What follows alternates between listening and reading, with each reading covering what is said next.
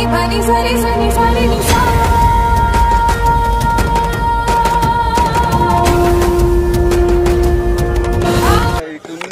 इथेनॉलच्या राज्याच्या धोरणाबद्दल सुद्धा बराच उहापोह झाला.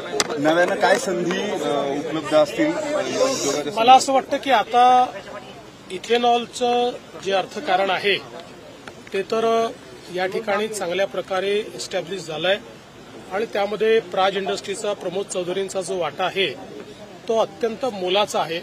त्याचा उल्लेख मी आज केलेलाच आहे.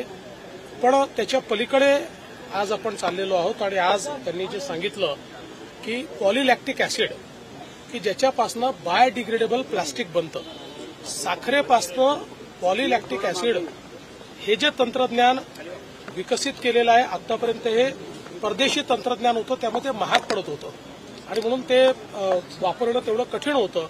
आता त्यांनी हे सांगितलं की आम्ही हे देशातच तयार केलेलं आहे आणि म्हणून मी त्यांना सांगितलं की या संदर्भात जर तुम्ही त्याची एक पॉलिसी तयार करून दिली की हा उद्योग एस्टॅब्लिश होण्याकरता काय काय तुम्हाला इन्सेंटिव्हची अपेक्षा आहे तर त्याच्यावर आधारित एक स्ट्रक्चर आम्ही तयार करू आणि मग आपल्या इथे अनेक वेळा साखर अधिक झाल्यामुळे जो काही प्रश्न निर्माण होतो त्याच्यापासून देखील मुक्ती मिळेल. पण त्याहीपेक्षा महत्वाचं आहे की आज आपल्यासमोर पर्यावरणाच्या संदर्भातला सगळ्यात मोठा प्रश्न हा नॉन बायोडिग्रेडेबल प्लास्टिकचा आहे.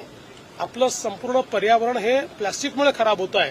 त्यामुळे हळूहळू बायोडिग्रेडेबल प्लास्टिककडे जर आपण जाऊ शकलो तर एक मोठी सेवा पर्यावरणाची त्या माध्यमातून होईल आणि म्हणून मी त्यांचं त्या संदर्भातलं अभिनंदन देखील केलेलं आहे आणि त्यात पुढची वाटचाल देखील आम्ही करण्याचा प्रयत्न करणार आहोत.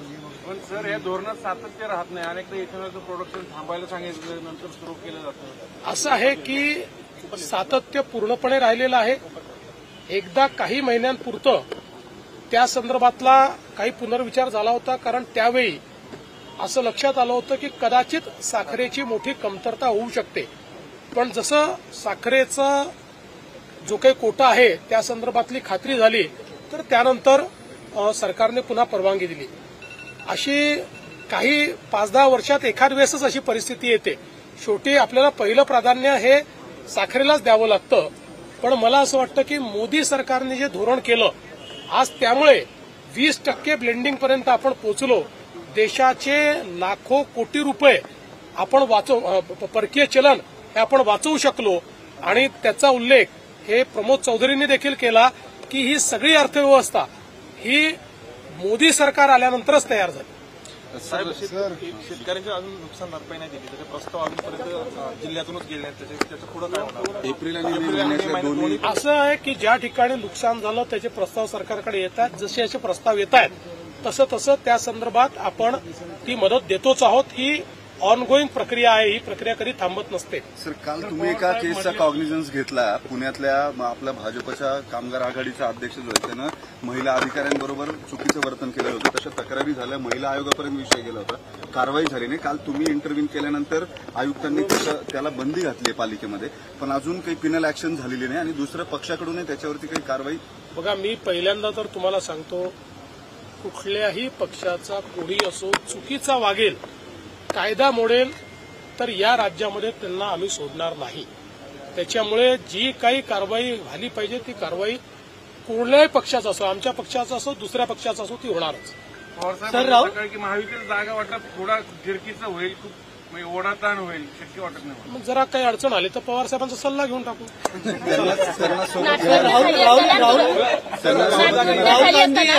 जायचं वय नाही. भाजपसोबत जाण्याबाबत प्रस्ताव मांडताना शिंदेंनी संवाद साधल्याचा संजय राऊतांचा दावा.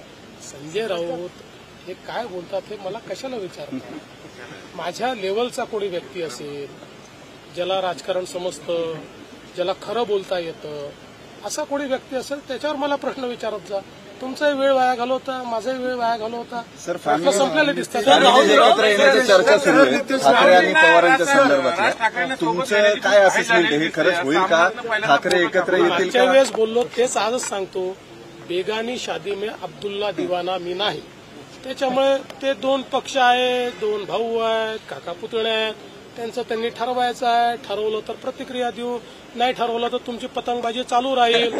त्याच्यामुळे त्याच्यावर मला कशाला विचार. मला हे लक्षात येत आहे की त्या दोघांमध्ये किती संवाद आहे मला माहिती नाही, पण तुमचाच इगरनेस इतका जास्त आहे, इतका उतावीळपणा चाललेला आहे माध्यमांचा. मला काही प्रतिक्रिया द्यायची नाही. बेगानी शादी में अब्दुल्ला दिवाना व्हायचं नाही. पण सर तुम्हाला काय वाटतंय, कारण की तुम्ही दोन्ही ठाकरे फॅमिलीच्या जवळचे राहिलेला आहात यापूर्वी देखील, दोन्ही ठाकरे फॅमिली एकत्र यावं असं वाटतं का तुम्हाला? असं आहे की याच्यावर बोलून हात दाखवून अवलक्षण मला करायचं नाही. सर राहुल गांधी यांनी महाराष्ट्राच्या विधानसभेसंदर्भात जो काही लेख लिहिलेला आहे त्यावर आता जोरदार चर्चा. लेखाला उत्तर लेखाने मिळेल. सर सगळ्यांचा तुम्ही येणार का? उस्मानाबाद धाराशिवमध्ये ते बोलले. काय बोलले मला माहित नाही, पण मी महाराष्ट्राचा सेवक आहे.